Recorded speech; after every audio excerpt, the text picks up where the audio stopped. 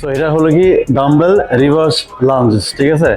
তো এটার নিয়মটা হলো আমরা এটা নর্মালি আমাদেরকে বুঝতে হবে কোথায় এই এক্সারসাইজটা করলে কোন মাসেলস আমাদেরকে হিট করতেছে সেটা জানাটা খুব ইম্পর্টেন্ট।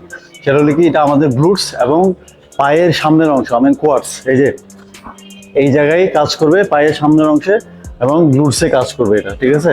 এটা কিন্তু কম্পাউন্ড এক্সারসাইজ, পুরো ফুল বডিতেও এটা কাজ করবে, মানে এটা ভালো একটা ক্যালোরি বার্ন করবে, ঠিক আছে। যেহেতু আপনি যদি আপনি বিগিনার হয়ে থাকেন তাহলে আপনি স্মল ওয়েট দিয়ে আপনি শুরু করবেন।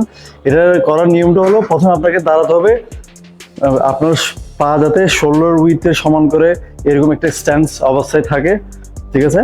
অ্যান্ড দেন এইখান থেকে আপনি করবেন কি আপনার চেস্টটা আপরাইট রাখতে হবে, হ্যাঁ, অ্যাপস টাইট রাখতে হবে, এভাবে ব্যাকটা আর্চ করা যাবে না, হ্যাঁ। তো এখান থেকে আমি পেছন দিকে ব্যাকওয়ার্ড, এটাকে ব্যাকওয়ার্ড লাঞ্জ বলে, ব্যাকওয়ার্ড লাঞ্জ করবো, এই নামবো এখানে, ঠিক আছে।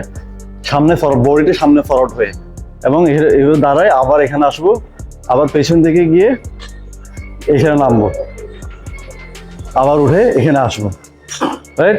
তাহলে এখানে করার সময় আমাদেরকে ডেফিনেটলি অ্যাপস এবং গ্লুটস অ্যাক্টিভেট রাখতে হবে, ঠিক আছে। আর আমার এটা হাত দিয়ে আমি তুলবো না, হাতটা আমার এভাবে নিচের দিকে ডাউন থাকবে, রিল্যাক্স থাকবে, শোল্ডারটাও রিল্যাক্স থাকবে, হ্যাঁ।